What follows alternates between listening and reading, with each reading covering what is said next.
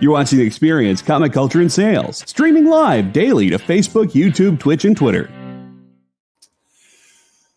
So the people of Cabot Cove are finally safe. The long nightmare is over. The greatest serial killer of all time, Jessica Fletcher, is gone. Yep.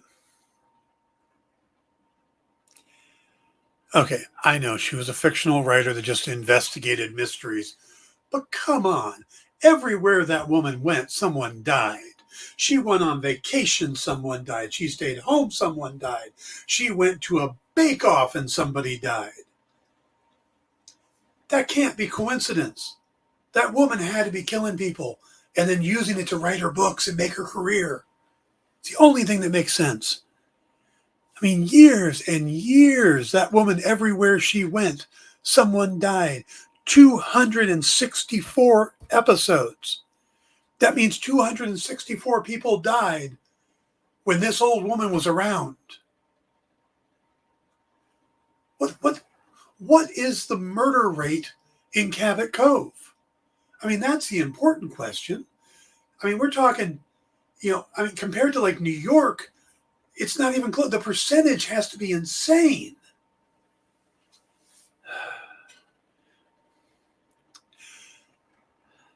Yeah, all of that's because Angela Lansbury passed away. And, Godspeed to her and rest in peace. Great actress in so many wonderful things. But Jessica Fletcher was just insane character to have that many deaths around her. I mean, if you put all the Agatha Christie novels together, I don't think they would make up the same number of deaths that Jessica Fletcher investigated. And it's one thing if you're a cop or a private detective or a coroner or a CSI tech, but you're just a writer. And it's not like you're, Castle, where you're hooking up with the writer, with the police department and investigating things. This woman just traveled or just stayed home and bodies showed up. Seriously. I would love to do a book about a character like that who turns out to be the serial killer, because that would make a lot of sense. So rest in peace, Angela Lansbury. Go back and check out some of her older films. The woman was just brilliant. So, all right, guys, stay tuned for the Dan Wickline Show.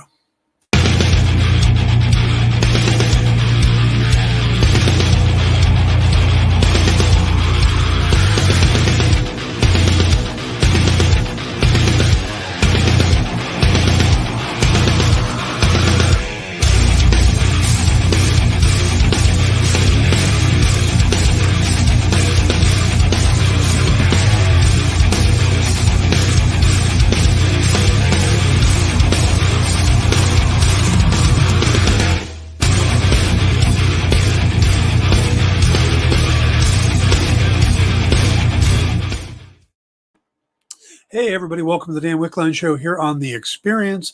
We're going to do something a little different today. I got quite a bit of news to cover, and then we're going to talk about Werewolf by Night. So if we run out of stuff to talk about, we may get into She-Hulk. If not, we'll cover She-Hulk episode 8 with Daredevil tomorrow, along with Rings of Power. And then we'll talk about Quantum Leap and Andor on Thursday. That's our layout for the week. But, let me get some of the news here because we got a lot of stuff happening. Let me just check in real quick. Hey, Ed, how you doing? Cool. Kyle, good to see all you guys. Ed says, I loved her, just Angela Lansbury, in the Broadway rendition of Sweeney Todd, the Demon Barber of Fleet Street. She was also in Beauty and the Beast. And like I said, just an amazing actress. Kyle says, the most successful serial killer ever, Jessica Fletcher. Yep. Yeah, absolutely. I still think that's a story somebody should do, because that is just a lot of deaths. Someone should have come into that town, whether it was Tom Bosley's character or whoever the sheriff was, come into the town and arrest her, because that's some suspicious activity there, if you ask me. So, but speaking of murder mysteries, it turns out where I am absolutely in love with murder mysteries and celebrated some news yesterday. I put it up on TikTok where I mostly cover Marvel and DC news and stuff like that, James Bond, whatever. This kind of blew up big for me. So there is quite a fan base for this, and that is there is going to be another Kenneth Branagh led uh, Agatha Christie adaptation. Now, it's interesting when Death on the Nile came out. Um, Michael Green is his name. Yes, Michael Green is the one who adapts the novels into the screenplays. He and Kenneth Branagh work together. Branagh, of course, is the lead, but he's also the director. They were talking about doing an affair at Styles. And if you are a Hercule Poirot fan or an Agatha Christie fan, you know Affair at Styles was the first Agatha Christie novel. It was the first Hercule Poirot novel. And it was, would have been interesting to see them go back to a younger Poirot. Well, and that was their plan. But I guess something changed. And they're not going to do that one. They are going to do, well, the novel they're adapting is called Halloween Party. And if you're looking for it, she spells Halloween with a apostrophe between the two E's in Ween. So in Halloween Party, the basic plot of it is a young girl realizes that a few years prior, she had seen a murder. And she was too young at the time to realize what she had seen. So during a Halloween party, she announces that she had seen a murder. And this is in this small town of, okay, the name of the town is going to slip my mind. But in this small town, like Devon Commons, she announces it at the Halloween party. And the next day she ends up dead. And this one includes another character that pops up a lot in Agatha Christie novels. It's a writer character, Adelaide.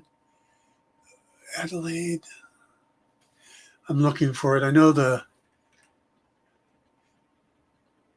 it's not listed in the thing I'm looking at, but there's a writer that he befriends, and she has a regular in some of the novels. And she's going to show up in this. She's at the Halloween party and ends up bringing Poirot out of retirement. Now, that makes a lot more sense compared to the end of Death on the Nile. If you haven't seen Death on the Nile yet, it kind of ends with what looks like Poirot may be retiring. So, Lyle, good to see you. So they're going to do this one, which has him coming out of retirement to help his friend solve this murder mystery. And the cast has already been set because they're moving quickly on this. At the time that the announcement was made, they didn't say the date yet, but some other news came out today from Disney, and Disney is the parent company that does this series. And they've set it for a September 2023 release. So they've got less than a year to put this together.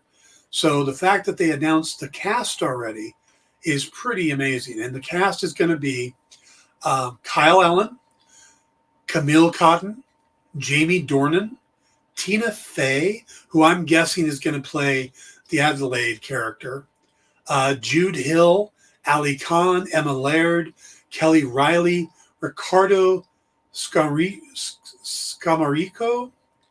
not too sure on that name, and the great Michelle Yeoh.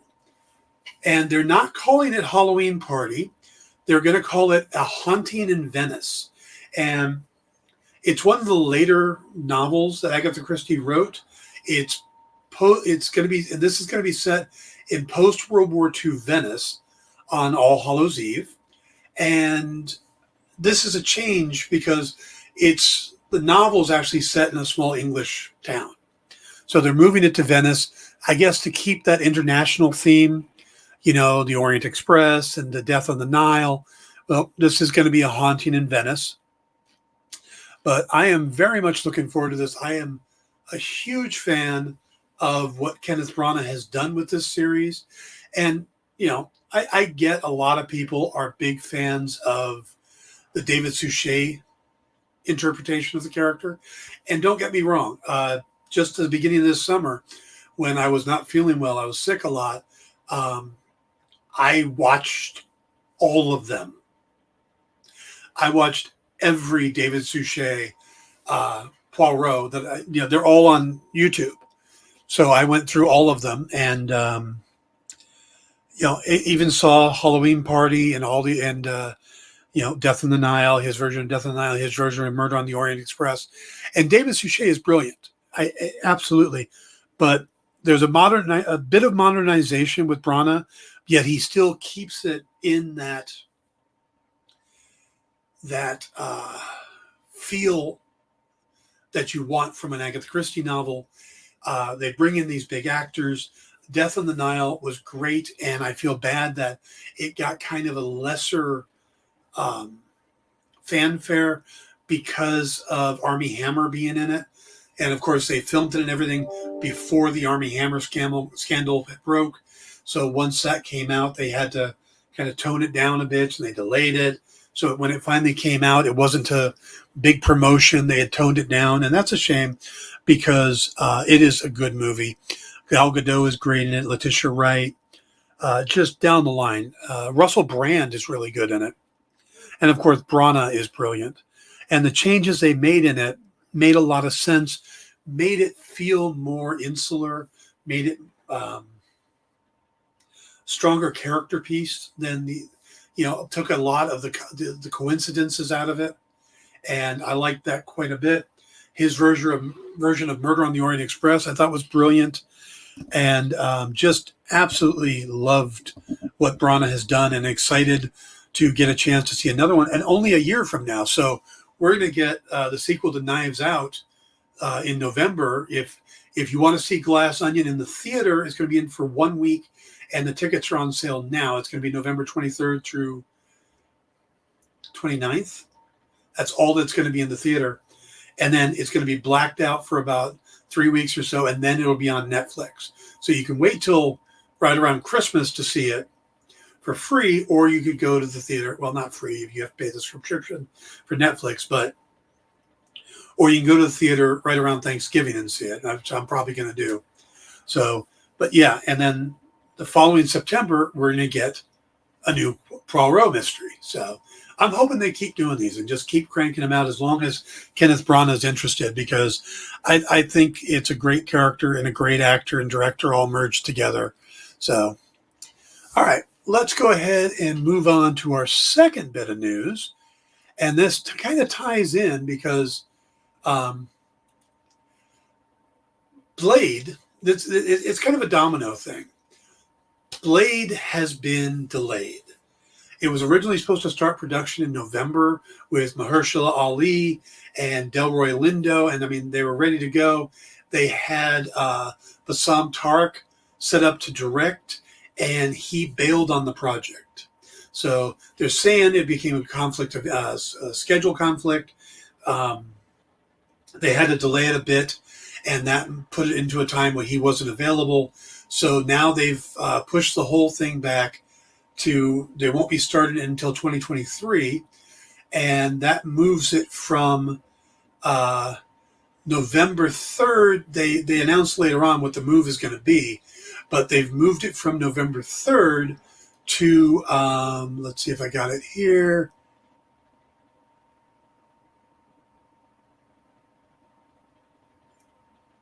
Yeah, it's going to come out in February.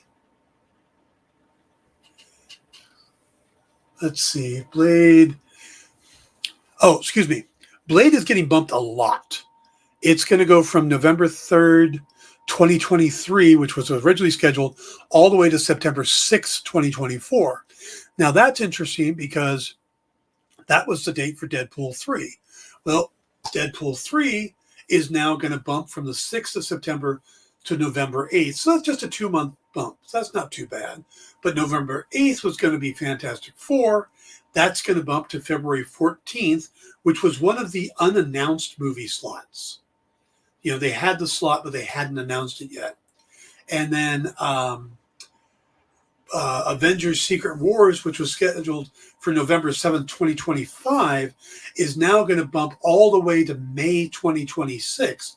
So that's a whole year, that means it's going to be a year between Avengers, Kang Dynasty, and Secret Wars. So you can see the whole thing is shifting around. And then another Untitled movie got moved, and I guess they took another one off the schedule. And then they announced that some of their other Disney movies from their Searchlight division, Chevalier is coming out, and that's going to be on April 7th. And then A Haunting in Venice will be September 15th, 2023. And then Kingdom of the Planet of the Apes will now be coming out May 24th, 2024. So just by the Blade director dropping out, things pushing back, all of this stuff has been shifting. So keep all that in mind. We're getting a big moving around. I don't think it will really affect too much because, it's just shifting. Yeah, Blade moves the biggest amount, but everybody else is just moving like 2 months, 3 months, just to the next slot. So, but I do find it interesting that Secret Wars moves all the way from November to March or to May and they lost that one slot, but that opens up some other ones. So it expands phase 6 by 6 months or so, November, December, January, February, March, April, May. Yeah, just expands phase 6 by 6 months, which means that there's the November slot, another February slot. So I still think we're going to get 3 other movies announced in there, and it's probably going to be Eternals 2, Shang-Chi 2, and then some third movie. So we'll have to see how all that works out, but it looks like that's what they're doing. Let's see. What I miss? Hey, Triple B. We're talking about the announcement of the new Kenneth Branagh movie as Poirot, and the moving of all the dates, and the death of Angela Lansbury, which was a tongue-in-cheek kind of tribute. Ed says, the bad thing about getting older, I find myself no longer saying, I can't wait to see that, to I hope I'm still around when it comes out. I feel you, man. I do. I hit 50. I'm 52 now. I turned 52 in April. And since I hit 50, I have had more medical issues than I've had in the 50 years prior. I had never spent a night in the hospital. I had gone to the emergency room, like for asthma attacks when I was a kid, or for twisting my ankle once, and that was about it. And I've been to the emergency room like 3 times in the last 2 years. I've been in the hospital overnight or longer twice, and it's funny. It's like you hit 50 and suddenly your body goes, we're tapping out, we're done. That invincible can't stop anything, that's done. So I know what you're feeling, Ed.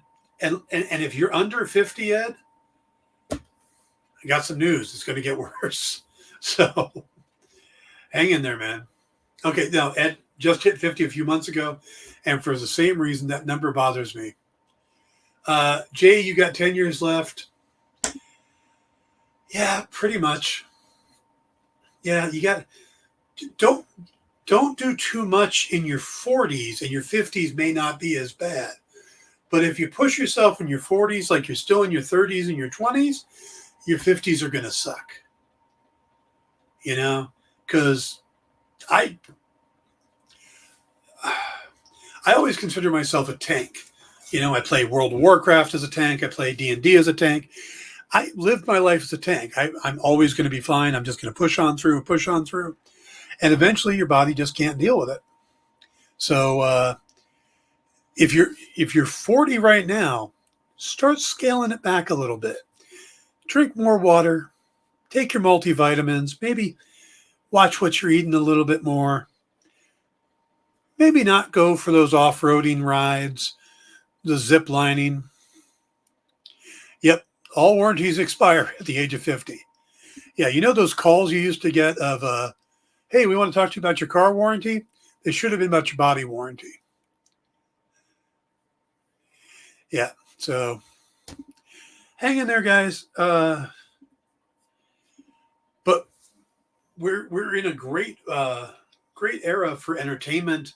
You know, I mean, we get all these Marvel shows and DC shows and all this great television and stuff that just sit down, watch more TV, read more books, read more comics. You know, instead of going on instead of going skydiving, go spend that money on comics. Instead of going out and drinking with the boys, buy some comics. You know, save that beer money. Just cut back a little bit, you know? Yeah, and then what Jay and I were talking about is the fact that you also look around and besides, you know, seeing yourself break down, you start noticing that all the people you grew up watching are starting to die and your friends around you are starting to pass away. Yeah, getting older sucks, but it beats the alternative. So keep that in mind. Definitely beats the alternative. Josh says, I used up all my cooldowns in my 20s. Yeah, you and me both. So we got one more bit of news we'll cover before we take our break. And it might be related to a rumor that's going around. Ed says, I know what you mean. I was a bouncer in my 20s, and I'm feeling it now in my back and my hands. I was never officially a bouncer, but I did get called to do bodyguard work. My mom used to work at a retail chain that would have concerts in the parking lot. And then the act would come out and sign CDs and stuff in the parking lot. And I always got called down because I'm 6'6", and I used to wear a big trench coat, and I looked like the Undertaker for a long time. And I would, end up being the guard for the band. And I also got pulled in by the comic shop I shopped at to be Clive Barker's bodyguard for a weekend when he was signing at the store, when he was doing the Marvel Mega Tour, because he was doing Marvel comics for a while. And then the guys at Marvel saw me and went, hey, we have another signing next weekend. Can you come and do the same thing there? So that was my first official Marvel work, was bodyguard work. So I know how you feel, Ed. Lyle says, I'm in my late 60s. So I feel you, Lyle. I know what you're a little ahead of us, but yeah, this growing up is getting old. Triple B, absolutely. So, all right, let's get back to the news. We can reminisce about getting old later if we have time. But one of the rumors going around right now is that supposedly there was a fan screening of Black Adam down in Mexico, and reports coming out of it is, and again, take this with a grain of salt. If you don't want to know, pop away for a couple minutes and come back, but I'll give you a second to do that. But the report that's coming out is that there is a cameo in the movie along with Amanda Waller. Amanda Waller shows up at the end and has Superman with him to go up against Black Adam. And that's the cameo at the end. And of course, Superman is Henry Cavill. Well, the report is, so it's still a rumor that Henry Cavill is coming back as Superman as a cameo in Black Adam. But there's a news story going around. It's on Deadline right now. And Dwayne Johnson has said he absolutely intends to make Black Adam Superman crossover film. He says that is the whole point of doing an anti-hero standalone film, is so he could set up doing a Superman Black Adam film. Now, he says, what I meant by that was introducing a brand new character. It's not a sequel, not an existing IP. It was, Black Adam. He said 2 years ago, the world had no idea who he was. We did, but not, the rest of the mass out there. Introducing the JSA, introducing the new era of the DC universe. You can't always give them what they want, but you always know that when you're listening. In this case, I've been listening and I've been wanting to address fans for years because I've been waiting for someone to step up and address the fans and say, hey, we hear you. So finally, after many months turned into many years, we ended up with what we ended up at. And the whole goal and intention now is to this new era, new time. Now let's build out. So his whole thing is he wants to add the JSA and Black Adam to the existing DC universe. And he wants Black Adam and Superman to fight. He wants it to be Henry Cavill. He and Henry are good friends. His agent is the same agent as Henry Cavill, who happens to be Rock's ex. So Dwayne's ex-wife is both Henry Cavill and Dwayne's agent. So it sounds like his whole intention is to build up to a Black Adam Superman movie. And if anybody had the clout in Hollywood right now to pull it off, especially with DC and Warner Brothers just scrambling, trying to figure out what they're doing, I think this could happen. But it all comes down to the success of Black Adam. Will people go see it? Will it hit theaters? Will it make money? Are there enough moviegoers back in the theaters? Because we've seen some pretty bad weekends going through August and September. Now, we had a pretty good release with Smile the last 2 weeks, so the numbers are getting back up there. But for months, Top Gun Maverick was in the top 10 for like 17 weeks because there really wasn't any new big juggernauts. Will Black Adam break that? Will it be the one that gets people back in the theaters? I think it's possible. I think that Dwayne "The Rock" Johnson has a big enough following. I think they've pushed the marketing pretty well. I think his marketing has been pretty good. I think there are people that are going to just look at it and go, Pierce Brosnan is a freaking superhero. I'm in. At least that's me. I'm going to see it for Pierce Brosnan and Aldous Hodge before Dwayne Johnson. So, but yeah. So if you want to see Black Adam versus Superman, you probably should go see Black Adam in theaters at the end of the month. So just saying. All right, let's check real quick what people have been talking about. Lyle says 2 people left, including me and my graduating class of 72. Oh, ouch. Well, we're glad you're still with us, man. Wow. Kenneth says, hey to everybody. Hey, Kenneth. Ed says, before this movie broke, I never heard of Black Adam. And when I did hear of it, though, it was Black Adam, not Adam. I know nothing about this character other than he looks like Shazam in a black suit. Ed, I will do a proper deep dive into the Black Adam character for a show before the movie comes out to get everybody ready. But he is connected to the Marvel family, or the Shazam family. He's been around a long time. I'm not the biggest Shazam and Black Adam fan, but I do know quite a bit about the character. They've done some really good stuff with him. And I will do a deep dive into the character and get everybody ready before the movie comes out, so you'll be all set. But we also got Dr. Fate and Hawkman and it's not Tornado, Whirlwind, Twister, something like that. And then Atom Smasher. So Cyclone. Thank you, Jay. So it's going to be a pretty good cast. I think it's going to be a good movie, especially if there is a Henry Cavill cameo. I think that'll get a lot of people into the theater.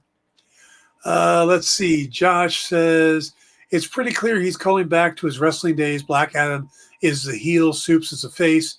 He knows it's good bill, and he's pushing it regardless of what WB wants. And he should, because WB doesn't know what the hell they're doing. Just over and over again, we've seen that. Just once, just time after time, they do not know what they're doing. Hey, Ken. Lyle says, warranties are not expired in your lifetimes. You're just starting to enjoy life. I know I am so far. Well, good. Glad to hear that, Lyle. I know there's a lot of good stuff going on, but the body, you have to drag it along with me. All right. So, okay, guys, let's go ahead and we'll take our break. And when we come back, let's talk about Werewolf by Night. All right. So we'll be right back.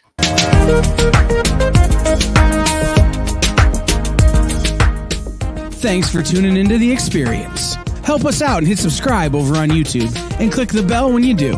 Need some help? Scan the QR code in the bottom corner.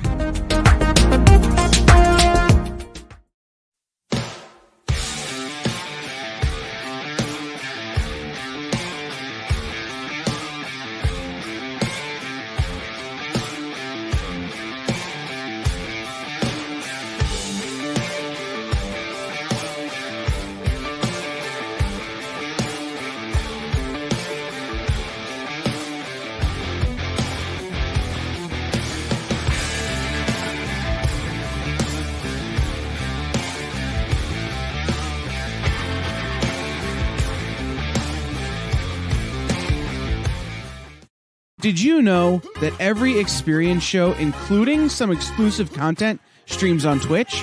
Check it out, twitch.tv/the_EXP. Or just scan that QR code.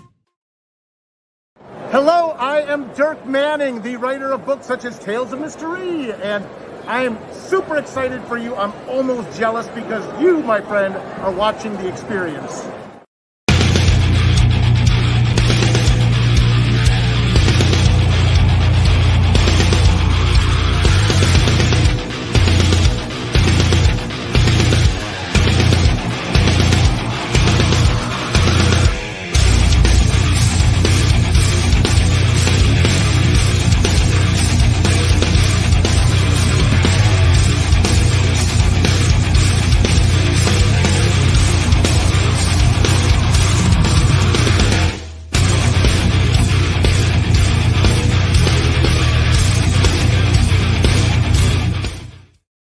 Hey, everybody, welcome back to The Experience.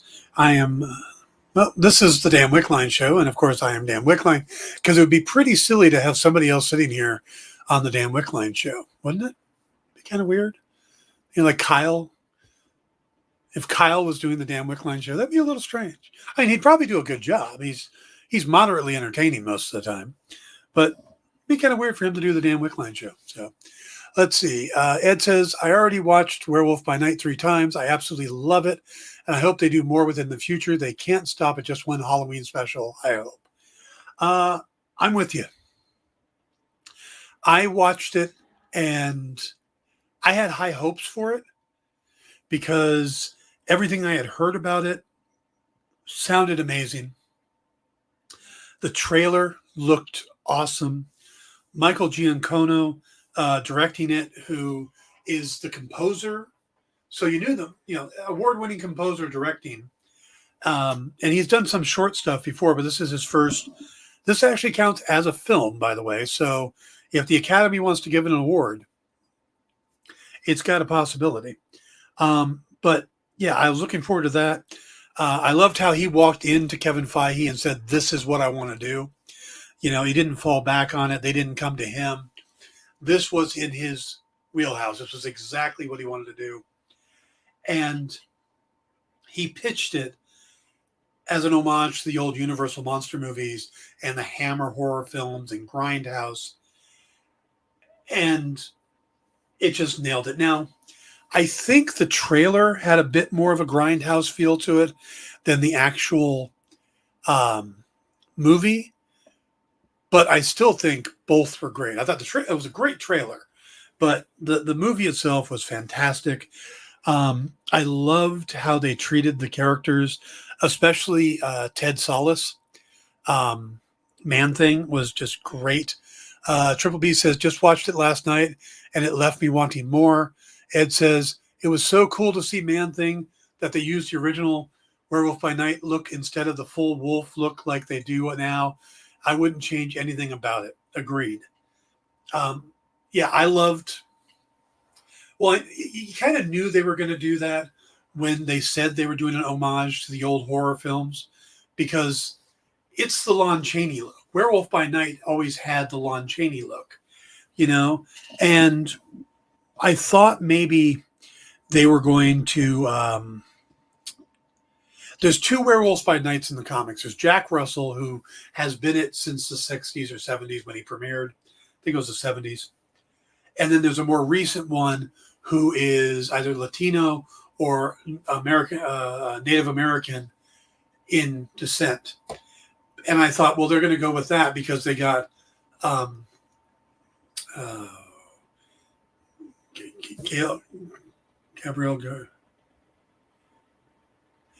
Gail Garcia Bernal. Gail Bernal, yeah. The actor from, let me pull up the IMDb page because I don't want to. I love the actor. He is great. Gal Garcia Bernal, who I became a fan of in Mozart in the Jungle. He was an old, okay. I hadn't seen him in that, but yeah, Mozart in the Jungle was like the second show I ever binge watched. It was definitely the first one on Amazon Prime that I ever watched, and loved the show. But I've got a musical background. I play bass, so that was cool to me. And I thought he was terrific in that. But to see him as Jack Russell, and that they went with Jack Russell, I was very happy about that. Laura Donnelly as Elsa Bloodstone was great. Carrie Jones. Carrie Jones played Man-Thing, which tells us that it wasn't a CGI character, which I am so happy about. But they did most of that stuff practical. They didn't do very much CGI. So because they wanted to use the practical effects, and I think that's why it works so well. I think if they would have mixed them, it wouldn't have worked as well. But that's why we got the more classic werewolf look. That's why we got Man-Thing looking as good as he did. But Carrie Jones, if you're not familiar with him, he's a special effects guy. He works on a lot of special effects movies, but he's also really big. So they tend to use him in some of the suits. So not only did he do Man-Thing in this, he was Black Chrysanthemum in Book of Boba Fett. So the guy is now in both Marvel and Star Wars. So, and I'm loving how they're doing that. They're bringing these smaller characters and they're popping up in both, the same way that David Pasquet was in both Book of Boba Fett and She-Hulk. He was the Major Domo for the Twi'lek Major Domo, and then he was Mr. Immortal in She-Hulk. So I love that they're using these characters, and then Disney is starting to have these actors that pop up in both, because they're great actors. They're getting some of the best actors. Even the minor characters are going to really good actors, even though they're character actors and stuff like that, and they're using them. And I love that. Ed says the only way it could have been better if they could have resurrected Vincent Price to voice the intro. Yeah, that would have been very cool. That really would have. But I think they did a really nice job. The opening narration I thought was really cool. It gave that old horror movie feel. The artwork on the walls as Jack was coming in, I thought was great. The heads mounted, all of that I thought was awesome. But before we go into too far into it, I want to bring in Jay, because Jay said he has one complaint, one issue with the movie, and I want to hear what I didn't even ask it. I wanted him to bring it in, and we'll address it as he says it. Jay, what was your complaint? Okay, my complaint, and I know I'm going to get some flack for it, but hear me out. It's not so much as a complaint, how's it going, Ed, as I wish and I hope they actually release this in color. And the reason for that is Jenna cannot see black and white very well. So especially when it was dark, she couldn't see anything. That was the only reason that I would want this to be in color. Other than that, this was amazing. This was the most brutal Marvel movie we've ever gotten. I loved it. I hope that they release it in color just for the people that can't see the black and white. That's it. Fair so enough. not really a complaint, but more of a hopeful, a wishful thinking kind of thing. Yeah. I have a feeling they're not going to. Yeah. I mean, it's kind of like Young Frankenstein. They did it in black and white to kind of pay homage to that. Like Young Frankenstein was great, but I don't know if it would have been as good in color. Yeah. And they went to the troubles of getting the actual equipment that was used in the original Frankenstein movie for Young Frankenstein. Yeah. So I'm sorry for Jenna on that because I feel bad for her. But yeah, I can't see them doing that because I don't even know it didn't look like it was filmed in color and changed. It looks like it was filmed in black and white. Yeah. But don't know. When we got to the end of it, though, spoiler, she was like, man, she goes, I wish she can see the black and white, but it's especially when it's in the dark black and white. That's when she was really having trouble. Have you turned up the contrast?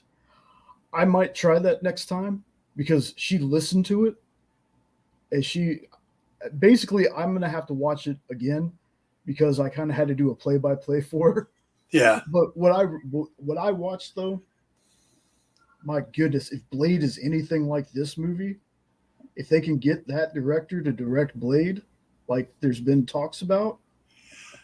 It's not going to happen. Michael Giacchino has said that Michael Giacchino is a composer first. This is more of a side hobby he does. And he has too many big projects already lined up for him to take on an actual full-length, big motion picture with all that budget, all the special effects. This was something he could fit into his schedule and just kind of a bucket list thing. So, understandable. Yeah.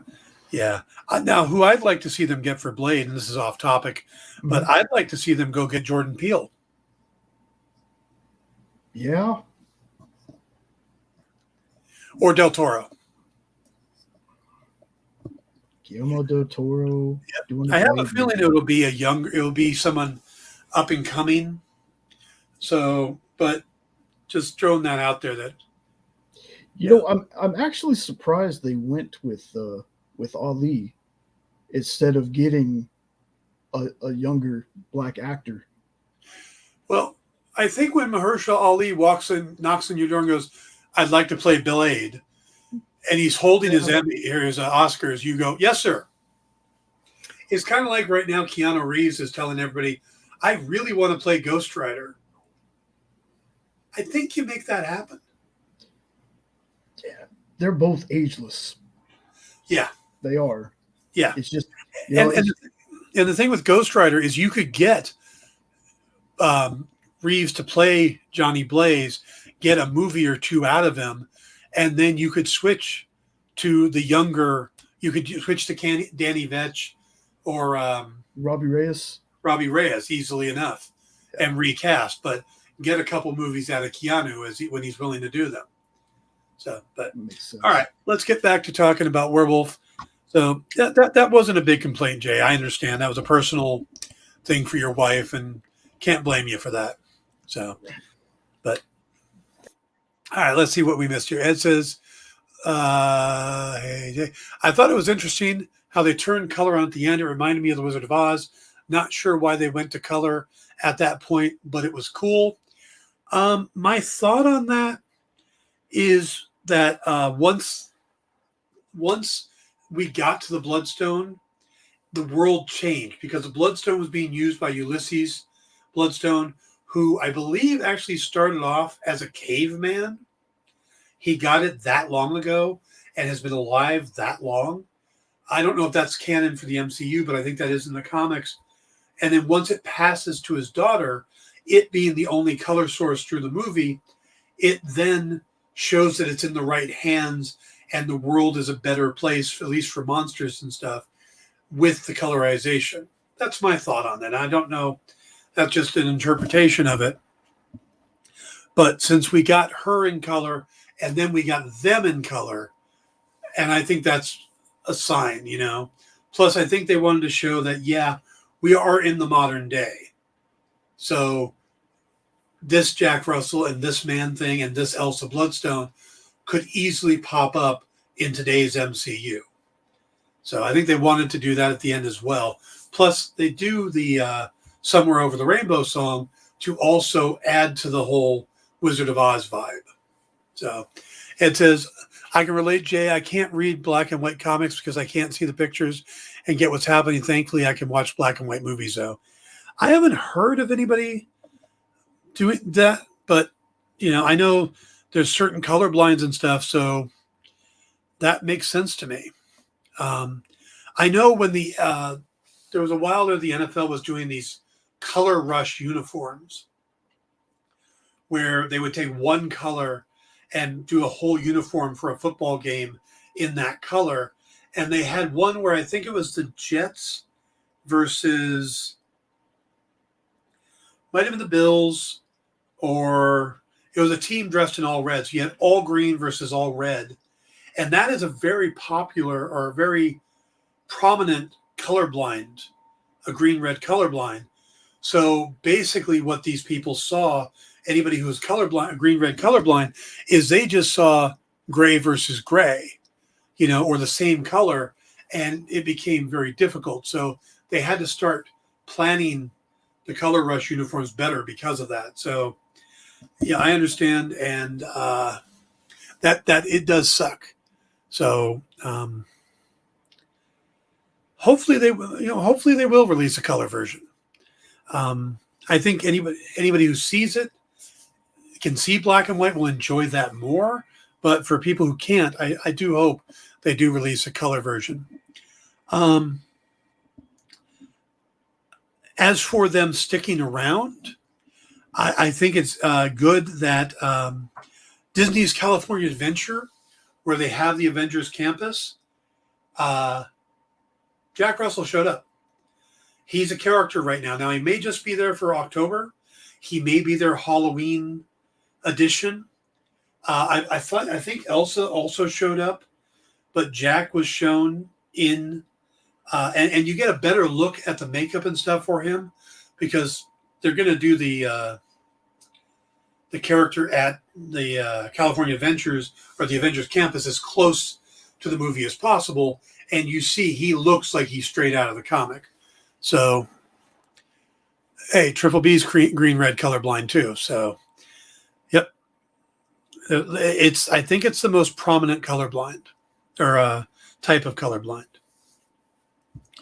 So yeah, I think we're going to keep these characters around. We're probably building to like a Midnight Suns or some kind of Dark Avengers where it's going to be Blade and Werewolf by Night and Moon Knight and maybe Black Knight and Man-Thing and Elsa and, you know, maybe some other characters. Doctor Strange might pop up. It'll be, you know, the dark side, the supernatural side, because I know Marvel wants to go in that direction. Kevin Feige has even said that this special opens the door to that area of the MCU that they hadn't really done much with. So I think that's awesome. I thought the story was really good. I like the fact that we don't get the werewolf until near the end. And I like that a lot. It's kind of like the Jaws and Shark and Jaws. We didn't need to see the werewolf. I think keeping him in shadows, never really showing him off, building up that momentum. You know, for people who've never didn't know these characters, you know, the whole labyrinth, they go out there. They probably didn't know that Jack was a werewolf until it was revealed. And I think that's great.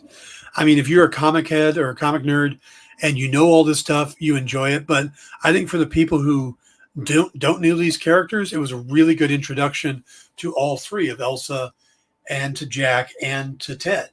And I love that they called him Ted. That moment when Elsa looks at him and goes, Ted? And his face goes, "Roo, you know me." It was just awesome. And the effects on him, the suit, how he moved, the humor they brought in with the two of them at the end. I mean, right now, if Marvel came out and said, we're going to have a show about Jack and Ted, we'd be all like, you know. Ed says, Dan, have you heard anything about a Marvel Monsters universe with Tomb of Dracula, Frankenstein, Werewolf by Night? That would be fantastic. I know that a lot of people are thinking that Dracula will be the villain in Blade. I don't know if that'll be the case, but that is kind of the big bad for Blade is Dracula. There was a nod to it when Jovan asks Jack if any of the mounted heads were his kills. And he says no. And he points at the one vampire on the wall and goes, but him? I have fought with him a few times. That is supposed to be a version of, maybe not Dracula, but with a Marvel version of a vampire. So I think they're setting it up. I think they're just starting to open the door slowly to the supernatural area of it. They've done it with the magic. They've done it now with werewolf. So they're getting a little closer. We had some zombies. We had the dead Doctor Strange. So we're starting to get that way. It says Jack Russell is such a perfect name for a werewolf. It is. And what's funny is I don't know how popular Jack Russell Terriers were back in the 60s. They became very popular in the 90s.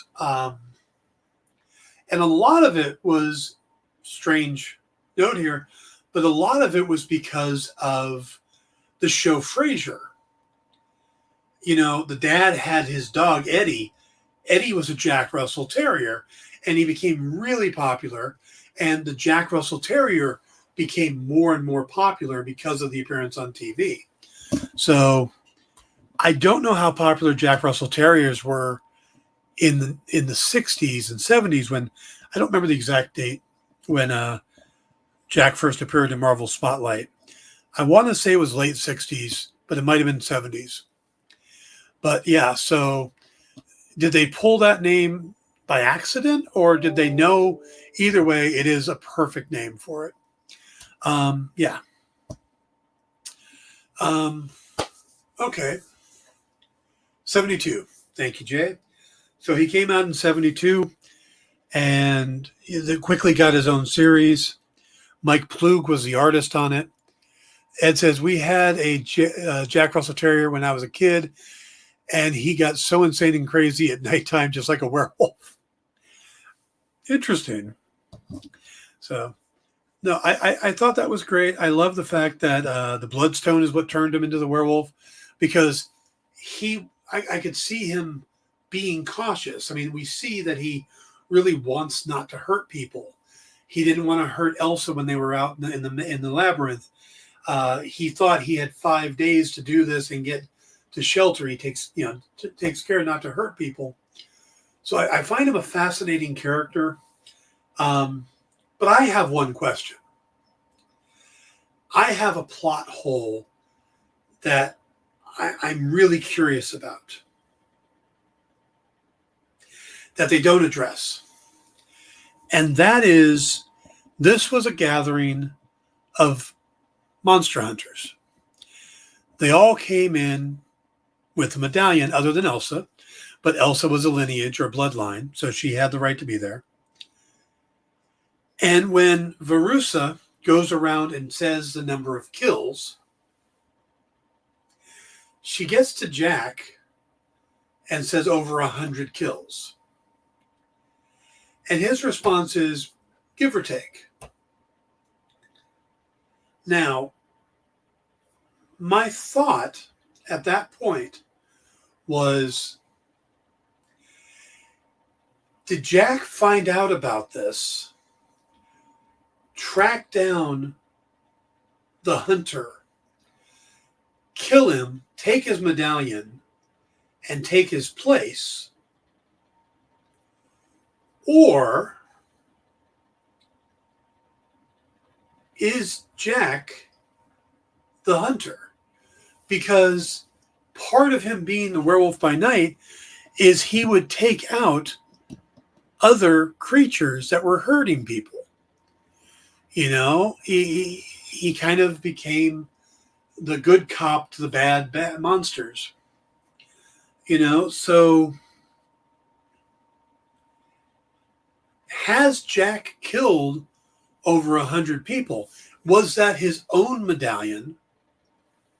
Or, you know, and he just happened to be a monster doing the hunting, and just somehow, because we don't know how Ulysses gave out those medallions. Did he train these people? Did he find hunters and bring them into the enclave? We don't really know how that worked. So my question is Jack Russell a monster hunter because of he goes after the ones who are hurting humans or hurting people and other monsters and stuff, and Man-Thing just happens to be one he could befriend? Or did he replace a monster hunter? So to me, I kind of like the idea that Jack has 100 kills. That as a werewolf, Jack has taken out 100 various monsters, you know, and maybe some of them are human. Maybe they're his classification as monsters, you know? So I find that fascinating, and I'm kind of curious if we'll ever find out the answer to that. But overall, I thought it was a fantastic special.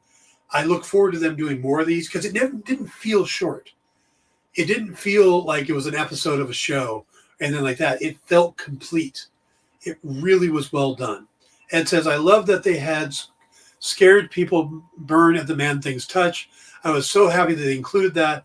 I got to recite the curse of the Man-Thing to my wife because she didn't know why they were turning to ash. Oh, very cool. Yes, he who knows fear will burn at the touch of Man-Thing. Yeah, I thought Man-Thing was awesome.